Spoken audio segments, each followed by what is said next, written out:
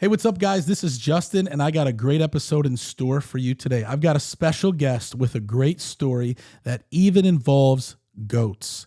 You got to tune in. You don't want to miss it. What's up, everybody, and welcome to the Justin Ford Podcast, where I'll be releasing life-changing principles and valuable information focused on all things faith, finance, family, fitness, real estate, and so much more. Let's go!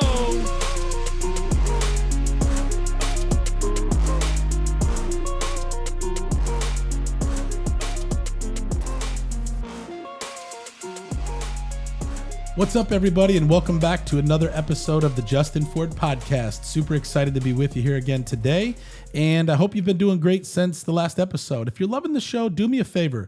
Go ahead and hit the subscribe button here on YouTube or your favorite podcast platform, and if you're really loving the show, go ahead and leave us a 5-star review.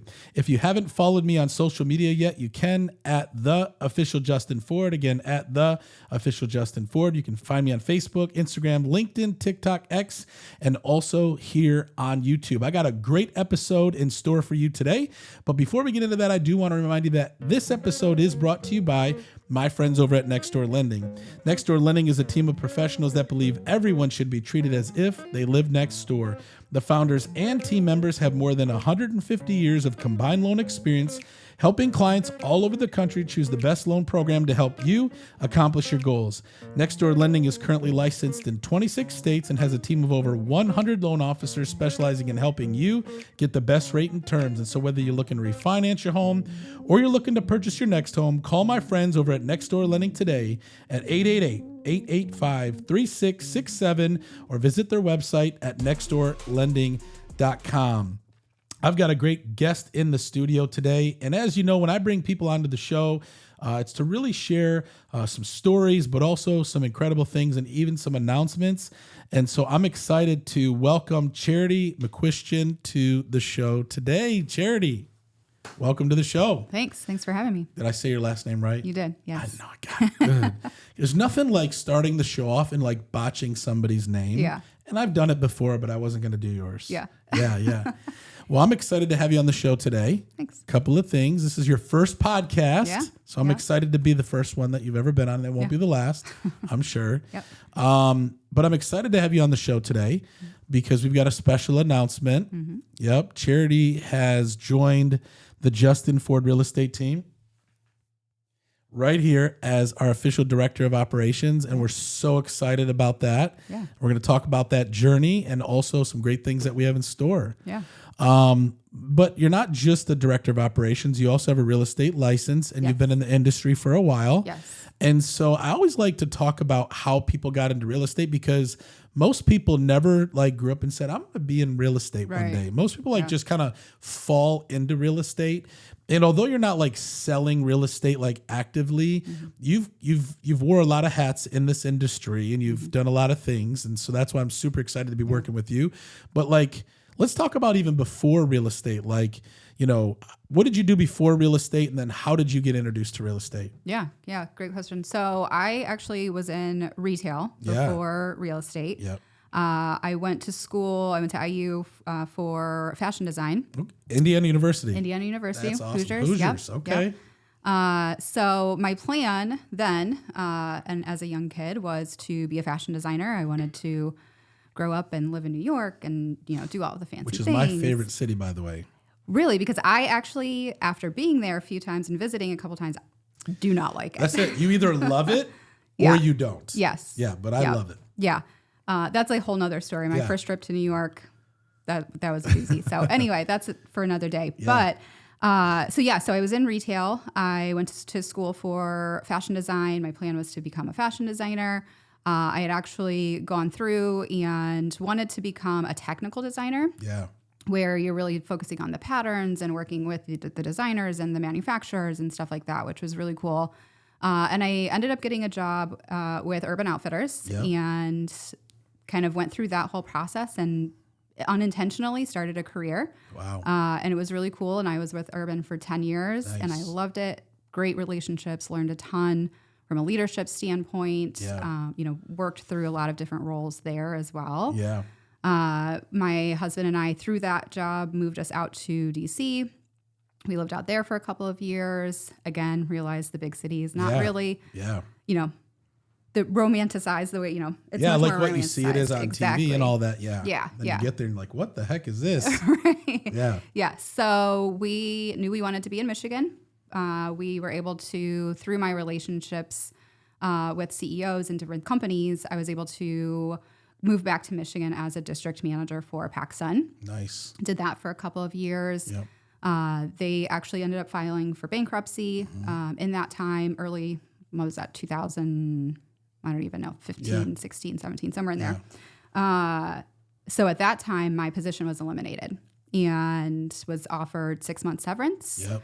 And that really gave me the opportunity to kind of step back and reevaluate. And at that point in time, I was already kind of contemplating whether retail was like my long-term plan. And, there reaches a certain age where working long hours and, holidays and weekends and nights and so that's where I was really reevaluating. Because that's retail for you. Right, exactly.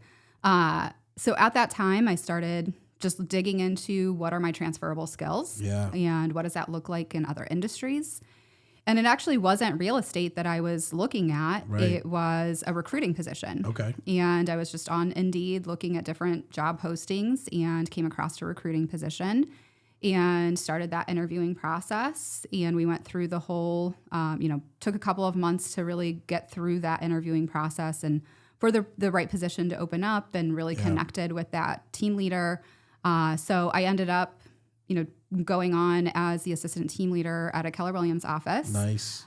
So I did a lot of the recruiting and operations and coaching and training and stuff like that there.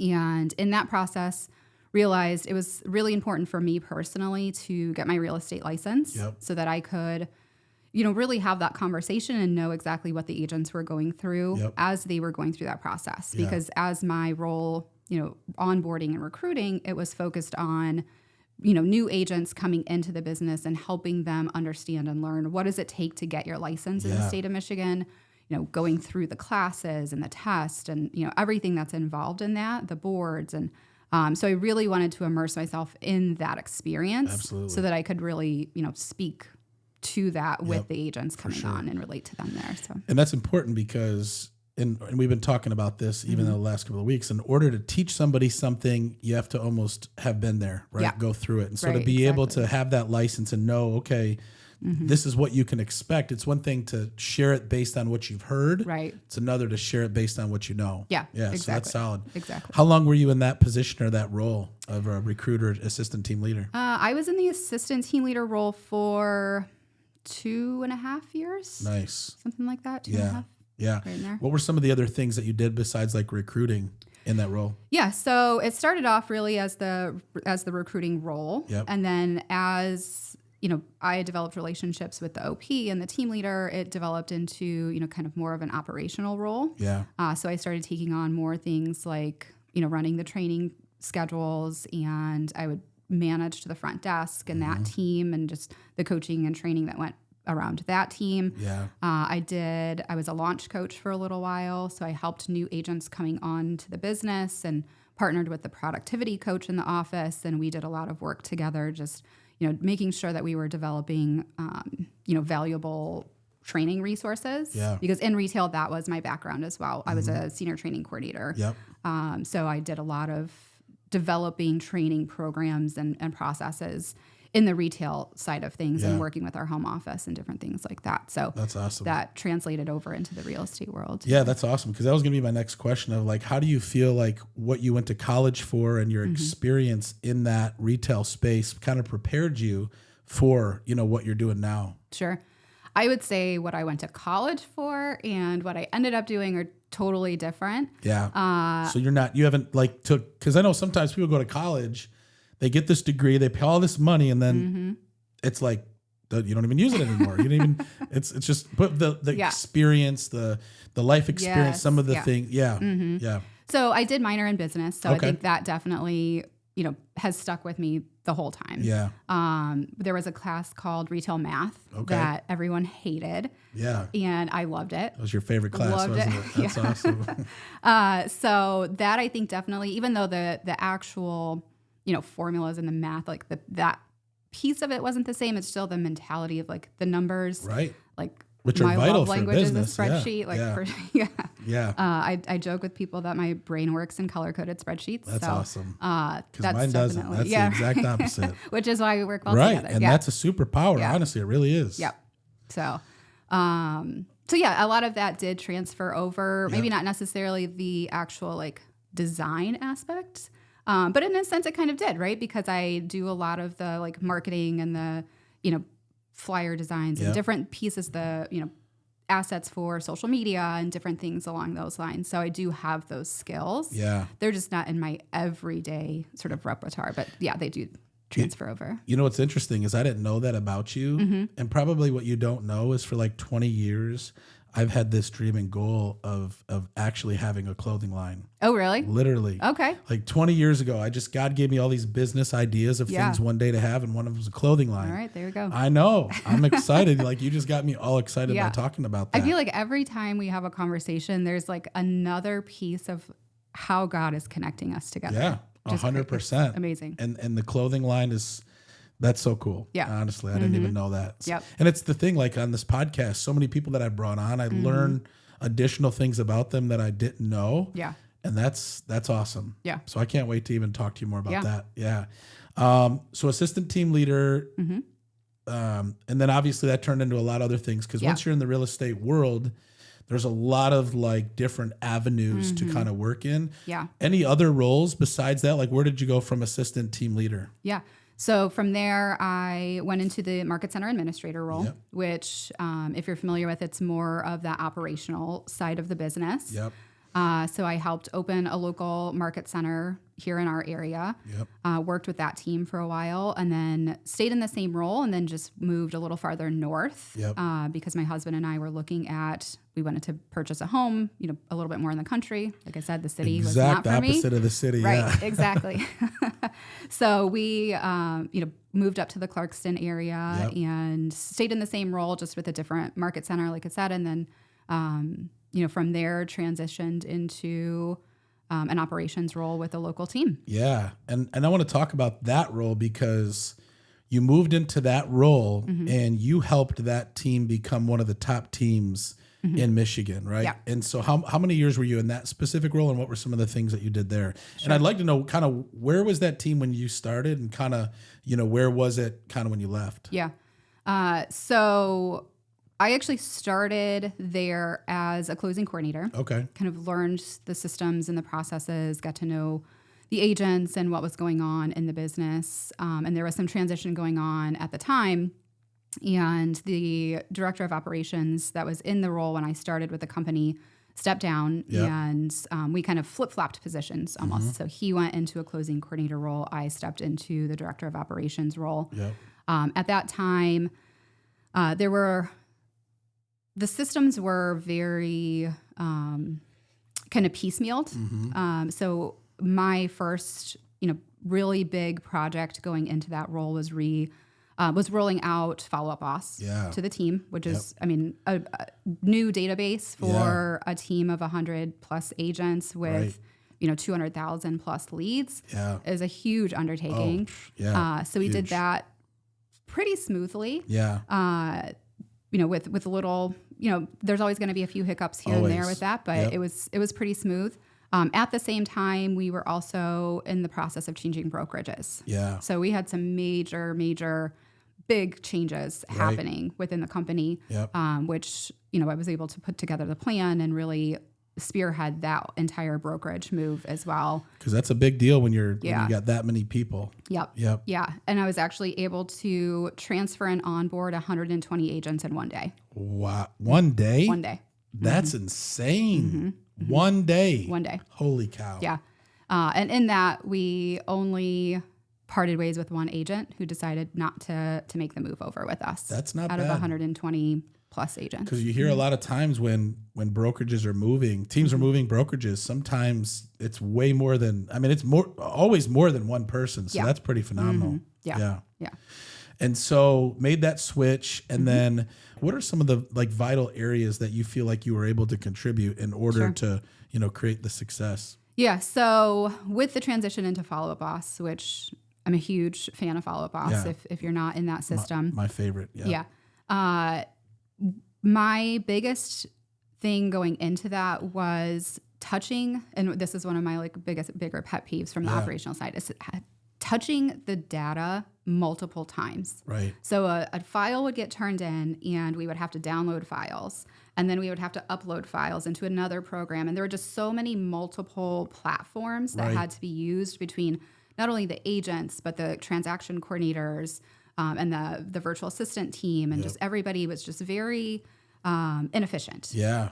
So my first really big, outside of the Follow Up Boss and the brokerage move, the next thing that I started working on was how do I streamline the process and make sure that it's as efficient as possible for the agents and the ops team so that we're not moving different things around multiple times, because that's when things fall through the cracks. And, people are just, it may seem like seconds, like it's not a big deal to have to upload and download a file, but when you're doing that 100 times, that adds up really quickly. It does. So we implemented a process working with Interface, which is a really cool program. If you're not familiar with that, I highly recommend it.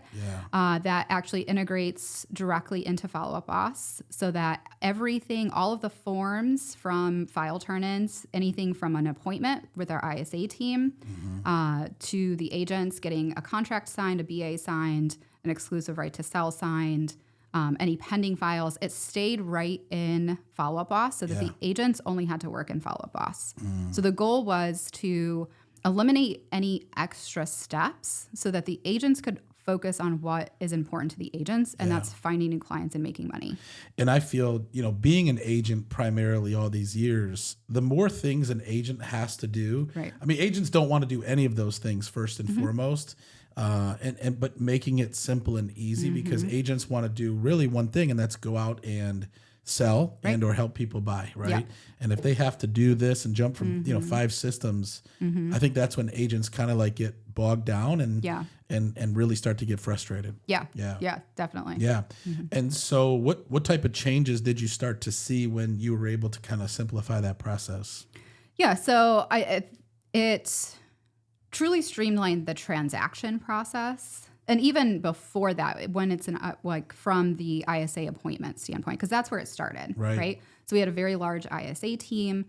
So we were able to take down their amount of time, or reduce their amount of time that they were spending processing every single appointment, and condensed it into one quick form that got submitted, and it went into, and then that followed through our automated process. Yeah, because then it gives them more time to be on the phone. Exactly. So you were just looking at the efficiency of how can we make all of these things better. Yep. Yeah, that's solid. And I think, for those of that are listening right now that are looking to grow teams or businesses, that back end process is so important. Like the operations side of things is so important. And obviously, you saw that when you came on, like we've done our best to kind of keep things where they are, but the efficiency of how to take where we are to the next level is vital. And why someone, that carries your role is so important. So how many years were you kind of at that specific team? In about four and a half. Okay. Yeah. So 4.5 years.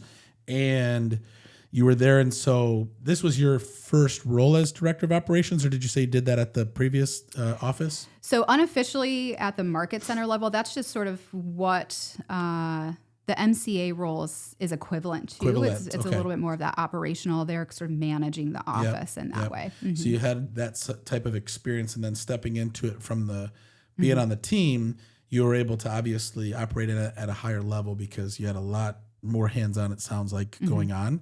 But then obviously, some things changed, and then, you don't have to go into all the details, but, how did you start to, in a sense, realize that, God was leading you in a different direction? Yeah. So it's actually, I was thinking about it on my way here, and it's really been a transformative year, honestly, like going back to almost exactly this time last year. And some things happened, and some relationships were, damaged. Yeah. And so at that point in time, coming into Q4 of last year, and really like, I'm not a huge component of like New Year's resolutions, right? But I am very goal oriented, which is good. Yeah. So I like to have a goal going into and a purpose coming into the year. Yep. So the year before that, I was really focused on my health, lost 35 pounds, went through this whole journey there, turned 40. Like that was the big catalyst in that. And like just making sure that personally, physically where I needed to be was moving me forward. Yeah. Then going into last year, it was really focused on, I needed to do something to shift my mental, health as well. Which is so important. Yeah, absolutely. Yep. And just making sure that, I was focused on what was going to drive me forward to be happier, right? To be in a happier place mentally. Yep. And a more like satisfied and just well-rounded. Yeah. Like I said, some things happened and it was really about the self-reflection back on me and what I could do. There are certain things in the situation I can't control because I can't control other people. Right. What I can control is my own thought process and my own mindset. And going into December, sort of late November, early December, I started really contemplating like, okay, what does 2026 look like for me? What do I need to do to make these changes so that I can move forward in a positive way? Right. And I contemplated a lot of different things, like even getting my yoga, certification so I can, be a yoga teacher, which is still on the table. Yeah. But really it came down to, and through this whole situation, I was praying. And at that time, I would say that I was spiritual, but not religious. I had a relationship with God, but it wasn't as formal. It wasn't, as structured or, I didn't really know what it was supposed to look like, but I prayed a lot. Yeah. I talked to God a lot. Yep. And at times it kind of felt like I was talking to myself and I didn't really know like where I was supposed to be going or what I was supposed to be doing. And that's what I prayed for. I'm like, Lord, please show me the path that you have for me. Right. I know that there is a light that you have created for me and I'm supposed to follow this. And there's a path. And I've always believed that the Lord has put me here on this earth to do something. Yeah. And that, when I was younger in, Sunday school and, youth group and stuff, and they would talk about like, God has like brick by brick has placed a trail for you. Yeah. Right. So that's what I prayed for. Just show me what this path is supposed to be. Show me where I'm supposed to be walking. Bring the people into my life that I'm supposed to be in a relationship with. Right. People that are supposed to help me come closer to you. Yep. Right. And in that, I was really thinking about my career and what direction I needed to go there. I was, doing a lot of networking and different conversations, and I was praying, and I remember God's very specifically telling me, be patient. You need to wait and just be patient. Love when he does that. Not really, but it's the end result when you obey it is great. Yeah. But when you hear that, you're like, come on, God, can't you just give me the answer right now? Yeah. That was not what I wanted to hear at the time. No. Yeah. No. So, but I did. I obeyed. And, I waited. Yeah. And I kept praying. Yep. And in the meantime, I kept praying like, okay, well, if this is where I'm supposed to be, show me what I'm supposed to be doing. Right. Like if you want me to wait and where am I supposed to go? What am I supposed to be doing in this waiting time? Yeah. And again, this was beginning of the year. So now we're kind of looking in January, and on Instagram, I started getting these like ads for reading the Bible, like for a study guide, right? For reading the Bible in a year. And at that time I wasn't reading my Bible. I wasn't going to church. I was praying. Like I said, I had the relationship with God there, but not really formalized. Right. And I just kept getting these ads on Instagram over and over. And I was like, okay, maybe this is what I can do. Yeah. This is, from a mindset perspective, what is it going to hurt me to read my Bible this year? Right. And a couple years ago, my husband had bought me a really nice study Bible. I have my Bible from when I was a kid. And so I pulled it out. I pulled out the Bible that my husband had bought me. And it honestly changed my life. Wow. 100% changed my life. And I started reading and I started going through, and it's a week by week, like, you read this scripture and this scripture, and it gives you the whole little like study and you answer the questions. And, you know, I went into it with the mindset of, I'm just like, I have never read the whole Bible, so I might as well check this off my list, right? And I started going through that. I started listening to a lot of different, you know, faith-based podcasts. Proverbs 31 is an amazing podcast if you're not familiar with it. And I just really started to dive into the spiritual side and what that meant for me and my relationship with God. And a couple months into it, probably around February, March, somewhere in there, my husband and I started really having the conversation, like, what does this look like? Because, of course, he knew, like, I was going through this, you know, Bible study and different things. And, you know, he's always been very spiritual as well. And we've always talked about, like, oh, we need to get to church. We need to find a church. And we just never really took the initiative to do it. So at this point in time, we're like, okay, this is the direction we need to go. This is important to us. So we started, you know, looking around at different churches and went through that process. And at that same time, I followed you on Instagram. Like, I don't know, followed you for a while. And you had posted a podcast episode and you were talking about the book Anointed in Business. And again, at that time I was praying, God, show me the direction I'm supposed to go. Like, if I'm staying here, like, what does this look like in my career? Like, bring the people into my life that you need me to be partnered with. And I remember the morning I saw that, it was like 6 o'clock in the morning, 6:30 in the morning, because I'm up super early. And I remember, like, I watched the little video and I was like, you know what? Sounds exactly like what I'm looking for. Like, that seems really helpful. And I remember I sent you a message on Instagram. And I think I even said, like, I never do this. Like, I don't, like, I would have bought the book and read the book, but I wouldn't have reached out. And I just felt very compelled to reach out to you. And I don't even remember what that was, like, what the message was, but just, I think, thank you for, you know, posting this and kind of, you know, sharing a little bit of what I was going through at the time in my journey with God. And, you know, you were very receptive and, you know, let me know what your thoughts were. So I listened to the audiobook and went through that, and we kind of started having that conversation. And I don't think I even answered your question because I don't remember. No, that was you 100%. And that, because before that, like, I think you heard me speak at one of the EXP events, but we had never, like, connected. I had heard of you, but I didn't know you. You didn't know me. And when you reached out, and I think it was either I reached back out or you had reached back out, and you're like, I already read the book.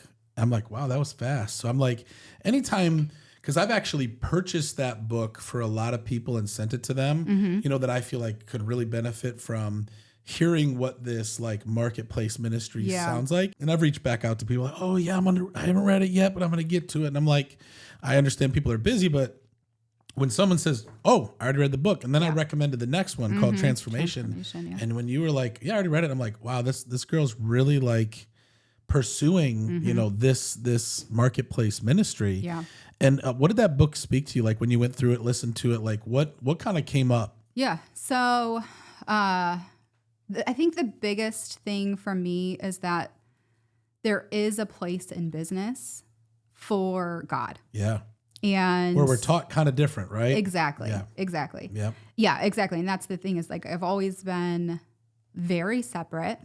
I've always been very private about my beliefs, religiously, politically, everything. Like, you know, keep that to myself a lot. And I think the biggest thing for me was just the realization that it doesn't have to be private.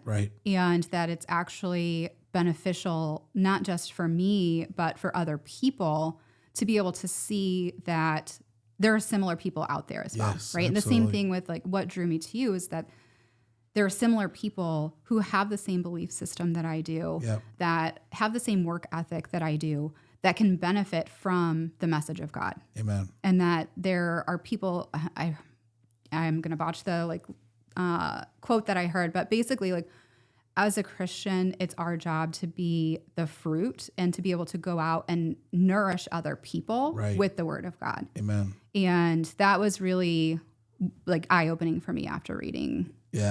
Anointed. And so that's what connected us together. And then I think it was like within a month or two, we're like, well, hey, let's meet up for coffee. Yeah. And I think you invited me to coffee or said, hey, can we get together? Yeah. And we had gotten together because you wanted to talk more about what could that look like as far as doing more marketplace ministry and this and that and the other. And so it was interesting because at the time, I've got a lot going on in my life, and most people have looked at me and they're like, how do you do all that you do? And I just know it's God that's given me the grace and the ability to do it. But most people don't realize, like, I've never really had like an operations person or like an executive assistant helping me do everything on the back end. And when people hear that, they're like dumbfounded. Like, how have you been able to do all these things and not really have somebody? And, when we had gotten together, I was already talking about and thinking about, like, I really need somebody, in my business to really help move things forward, because you can only do so much by yourself. But also when you look at a team, when you look at a business, there's so many important roles of people that make any business, any organization, any church, any team great, because it's never, one person can never do even Jesus, right? He went out and recruited 12 people and had a whole team around him. And so it's funny. So we met, we had coffee, we're sitting there, and I just threw it on you. And I'm just like, well, I'm actually looking for somebody and this, that, and the other. And I remember your response was, well, that's interesting, because that's not why I even came to talk to you today. And then I left there like, what did I just do? Did I just like completely like throw up on this girl with some things that I was hopefully looking for? And now she'll never talk to me again because she was just trying to talk to me about ministry. But then you had messaged me back and said, what you had talked about is really interesting, and I want to pray about it and talk more. What were your thoughts when I kind of like threw that on you? So, I mean, that definitely was not the intention of the conversation in the first place, right? But God works in amazing ways, it is very much an answered prayer. He connected me with the people that I needed to be connected with, right? That's what I was praying for. And it was funny because I remember sitting there and you were just kind of throwing sharing up on everything. I was like, all over you. And it was like, I remember kind of being like a little shell shocked. That's hard to say. I was bringing it. Yeah. And also excited too, because there was a very much like almost an immediate connection in my opinion. Yep, me too. And I felt like there were things that like just along the way, and I think we kind of talked about it even at that meeting, is, it was very clear God was pushing us together for a reason. Yep, and I felt that too. Yeah. So I did. I went home and I honestly prayed about it the entire drive home, and it was, 45 minutes, 50 minutes drive home. And that's usually where I do a lot of my praying is in the car. But, and I think I told you this too, like I didn't sleep at all that night, like not even a little bit. And I was just playing through like every scenario and just kind of thinking about like, what does this look like? What can it look like going forward? And, so I think there was like some shock and excitement. And then it was very clear to me though, that, even the next morning, almost immediately, this is the direction that I need to go. This is why God told me to wait. Because you even said, if we would have had that conversation, a few months before that, you weren't in the position to, I wasn't. To have that conversation. And I think God was really lining up in his time where we were supposed to be together. So.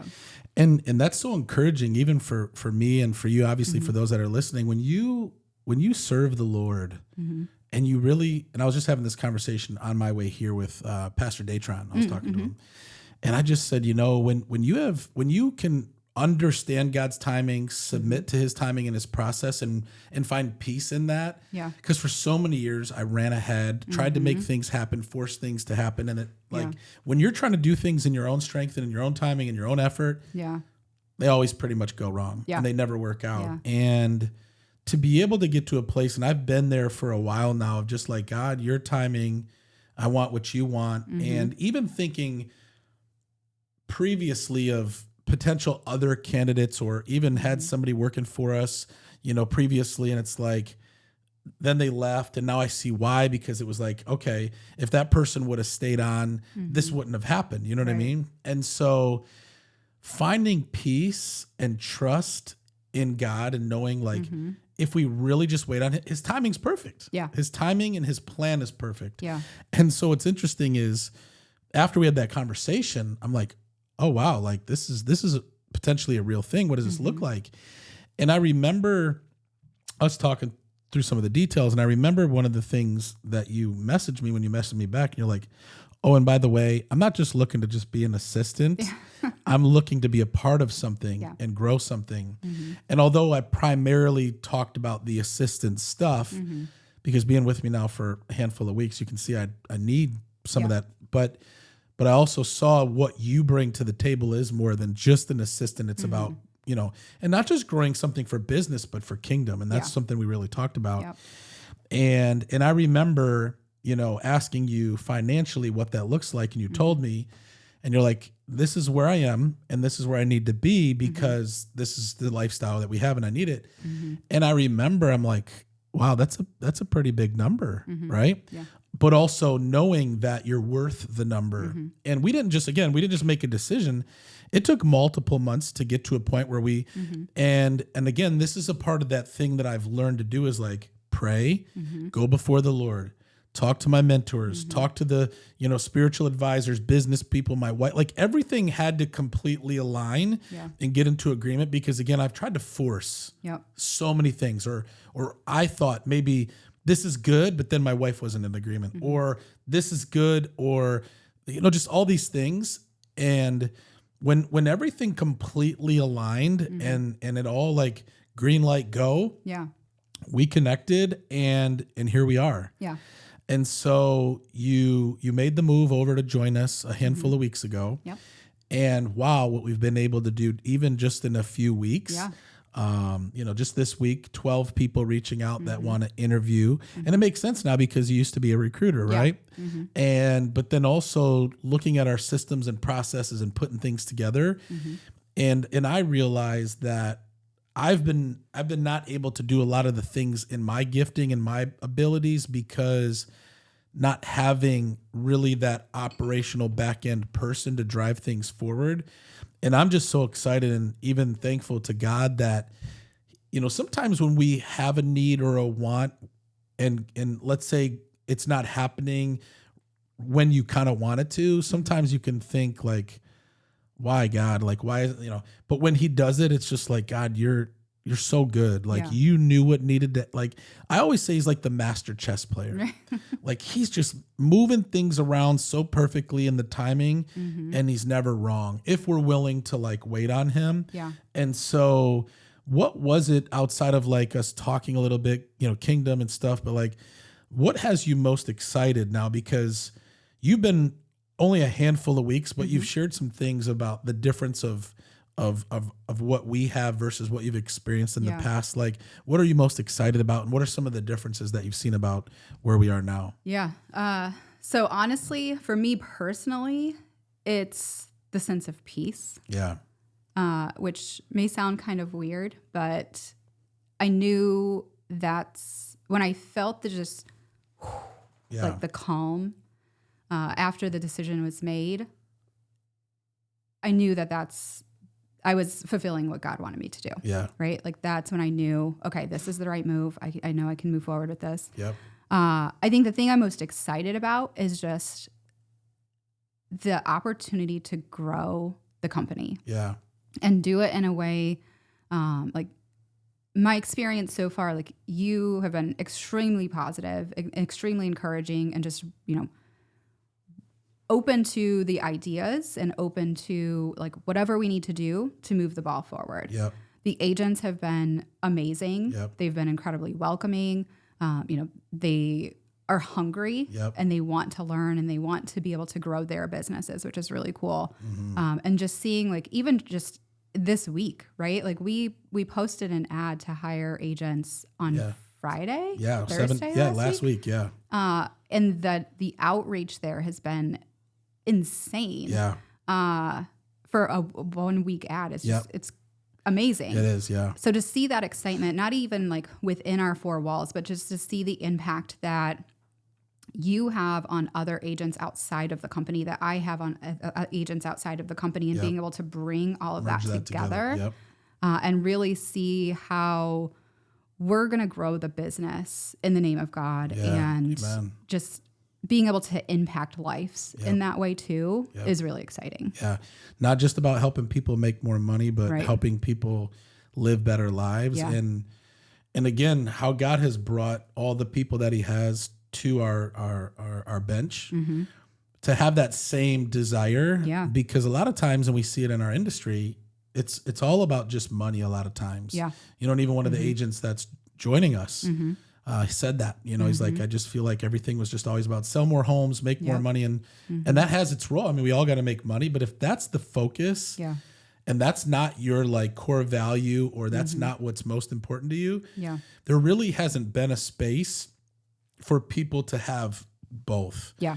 And that was just always something that God showed me was, real estate is your ministry, Justin, and it just so happens to be in business, right? Or we're a ministry that just happens to do real estate versus we're in real estate that does ministry.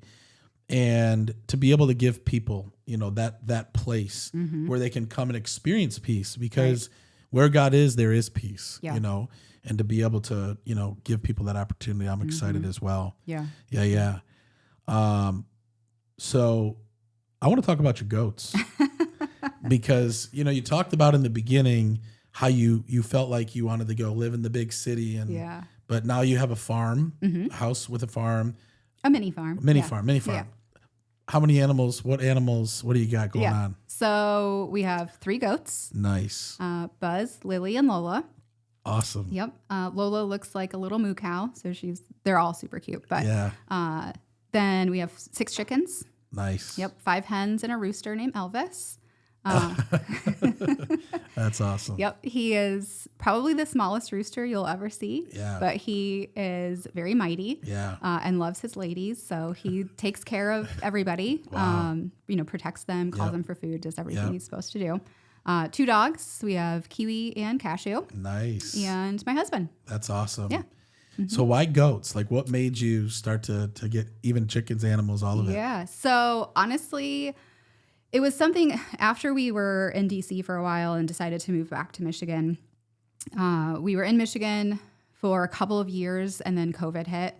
And in our transition back to Michigan, it was always the conversation, like, we really wanted to just have some land and have some privacy and just, you know, be a little bit more self-sufficient. Yeah. And then COVID happened. Yeah. And then it was like, it was a no-brainer. Yep. We absolutely, being self-sufficient was incredibly important for us. Yeah. And I'm not saying like we don't go to the grocery store and like, you know, normal stuff. Right.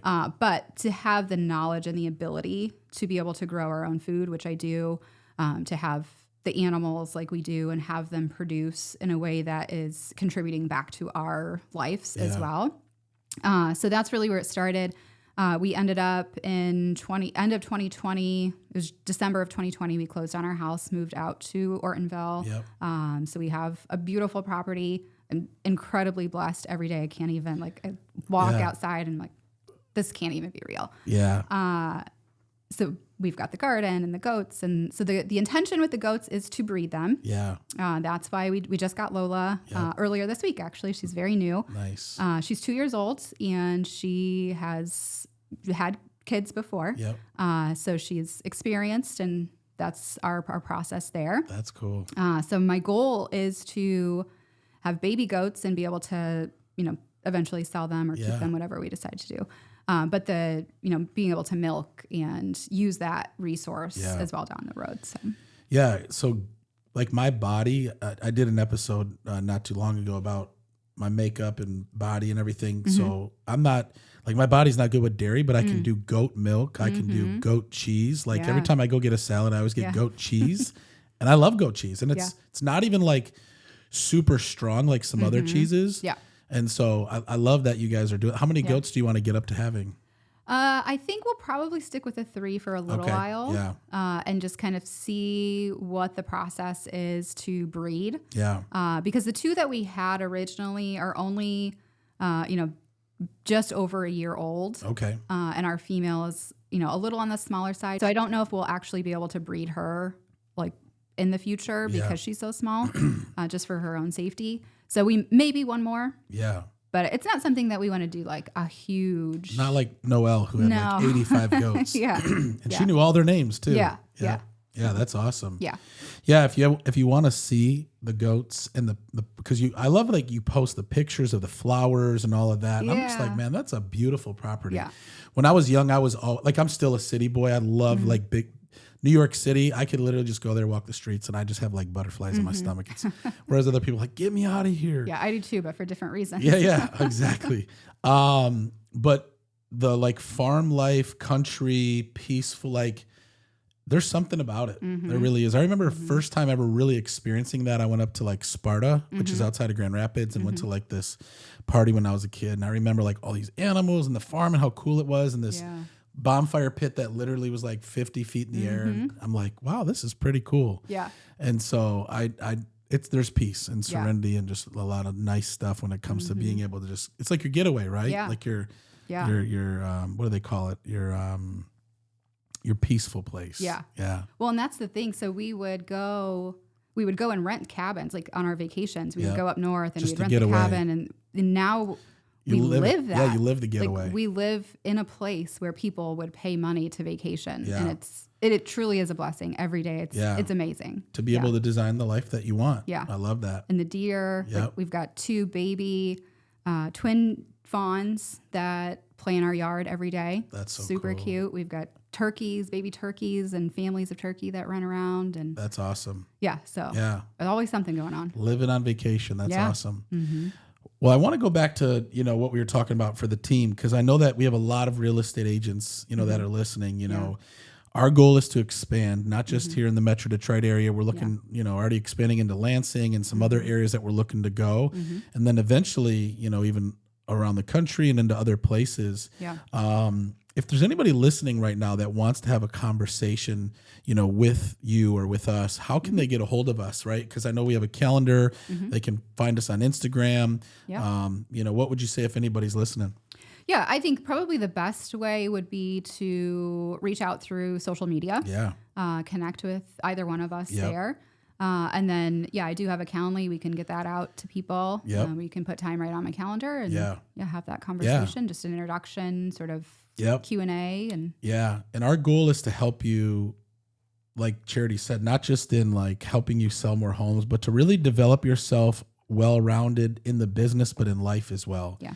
And with now you being on board, that can really be more of my focus, because it's what it's always been, because you got the operation side, right? You got the, onboarding side to bring people on. And when we can really flow in that, I mean, geez, we already have 3 new agents onboarding next week, and just it's growth time. Yeah. Yeah.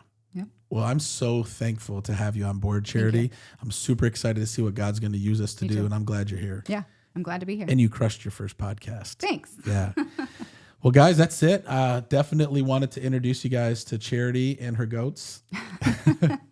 And just, again, super excited about that. And if there's anything that we can ever do for you, reach out to us. Not only are we growing the Justin Ford real estate team, but we're also getting ready to launch Legacy Network 2.0 and do some incredible things through our EXP network. And we'd love to chat with you. So again, reach out to us, find us on social media. You can email me, justin@justinfordteam.com, charity@justinfordteam.com. We're here to help in any way that we can. And so feel free to share this episode with anybody that you know that might want to hear it. And do want to remind you before we wrap up today that this episode is brought to you by our friends over at Nextdoor Lending. They're not just the sponsor of the show. This is our official mortgage lender that we partner with at the Justin Ford Real Estate Team. It's who we entrust with all of our buyers. And so they have over 1,000 5-star reviews. They have an A+ Better Business Bureau rating. And so if you're a buyer looking to get pre-approved, call our friends over at Nextdoor Lending. If you are a homeowner, want to refinance, lower your rate, maybe take some cash out, call our friends over at Nextdoor Lending. And if you're a real estate agent looking for a great mortgage lender, call our friends over at Nextdoor Lending today at 888-885-3667 or visit their website at nextdoorlending.com. 2 things I always like to leave you with. Number 1, it's not how you start. What matters is how you finish. And number 2, with God, all things are possible. God bless you guys. Thanks for tuning in, and we'll see you on the next one.